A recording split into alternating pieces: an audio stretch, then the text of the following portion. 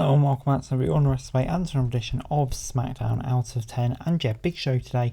We've got lots of developments in the women's division, with the War Games match being set up. Of course, Survivor Series isn't very far away at all now.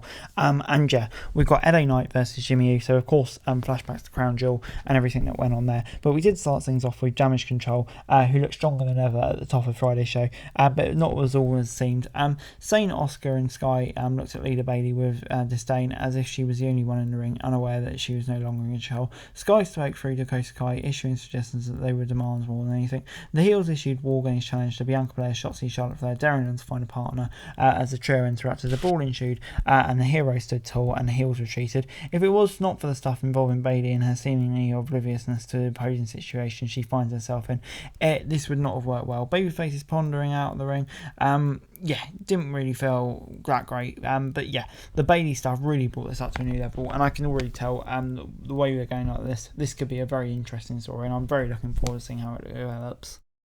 It was then time for Brawling Brutes versus Pretty Deadly versus the Street Profits. And yeah, the winner getting a shot at the tag titles next week. A high energy match concluded with Butch accidentally rocking his own partner, allowing Ford and Dawkins to take advantage and score the win. It was an interesting win that set up Profits win and a match with them with the Judgment Day next week, and of course heels going at each other. Booking logic aside, it will be a great match, and dissension teased between Holland and Butch after the match when the former walked out on his partner suggests one of the two things: the Brawling Brutes will go their separate way, the return of Pete Dunne or Sheamus reunites and makes them stronger than ever. But yeah, who knows which way it goes, but either way I'm intrigued, and yeah, can't wait for that match next week. And I thought, yeah, on the whole this match was very strong, so I'm not complaining at all. 7 out of 10 from me. Before it's time for two standouts from NXT recently: Dragon Lee against Axiom, and Dragon Lee continues to build his momentum with a fun victory in what was a really good match with fast-paced action and seamless transitions that engined with Lee opening the Open Dragon. Thus far on the main roster, Lee has been tasked with going out and having great matches with whoever he shares the ring with, and he's accomplished just that, delivering bangers with everyone from Grayson Waller to Cedric Alexander week by week. His entire character is based solely on the idea that he's great at wrestling, and ironically enough, he bloody well is. Hopefully he continues to build the momentum, because yeah, he sure has a talent for the universe to buy in. I thought Axiom gave a really good of account of himself on his first time on the main roster too. So yeah, I thought on the whole this was a very good success. Santos Escobar then followed up on his shocking betrayal of Rey Mysterio on last week's show, with an England promo that highlighted how infrequently he's being allowed to talk in front of the live crowd. The content of the promo was there for the most part, but the delivery wasn't so great. The what chants from fans did not help, but Escobar appeared uncomfortable early, but to his credit did settle in as things went on. It was not without hiccups, but it ended solidly enough following a slap from a distraught Selena Vega and a heel beatdown of Cruz del Toro and Joaquin Wilde and a save from Collie. So was the segment perfect? Not at all, but it shouldn't have been expected to be. Escobar needs time to develop these. He needs more time to improve his delivery. But yeah, I thought the content was really good. The inevitable showdown when Mysterio is going to slap. So yeah, looking forward to that. Before it's time for Cameron Grimes versus Grayson Waller. Waller in theory continues to be a thorn in the side of Cameron Grimes, and with that directly interfering in the former North American Champions match against the arrogant Ollie and costing in the match. Waller got the wins and the heels stood tall to close out the segment. There was nothing of real note here, but it did accomplish its purpose, highlight the heels, and it was effective. Grimes had earned better and probably more exposure on Monday nights, and with 3 hours of TV to fill, but for now it looks like he will hop up here and there to resume this on and off feud with the heels.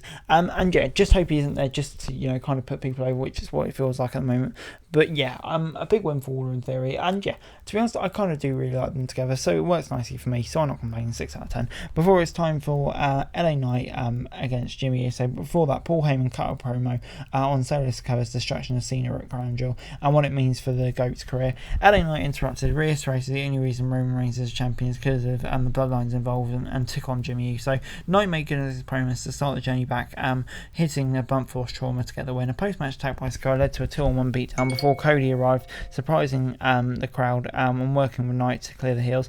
This look Knight shot Rhodes was interesting. It was one that suggested he appreciated the backup, but not the idea of him leapfrogging in the queue to get a shot at the tribal chief. It would be interesting to see if Rhodes only becomes more of a presence in SmackDown ahead of another showdown with Reigns, and yeah, how the relationship with Knight will go as well. So yeah, an interesting dynamic here, fun match, interesting dynamic, lots of storyline angles could go in either way going forward. So yeah, I thought it was nicely done. 7 out of 10 from me.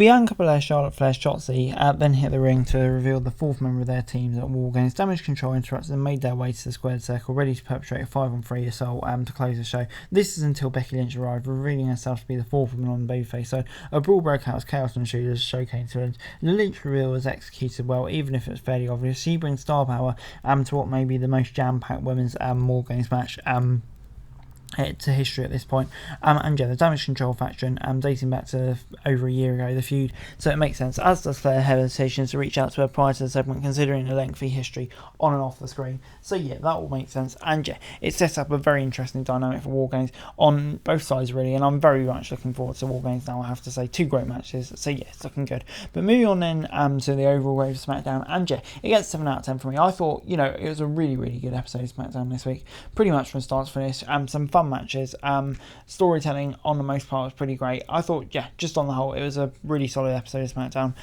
this week. Enjoyed it from start to finish, 7 out of 10. But anyway guys, that's it really. Thanks so much for watching, like, share, subscribe. This is also daily wrestling news and subscribe to the channel, it's going to be greatly appreciated. Thanks so much for watching, peace out.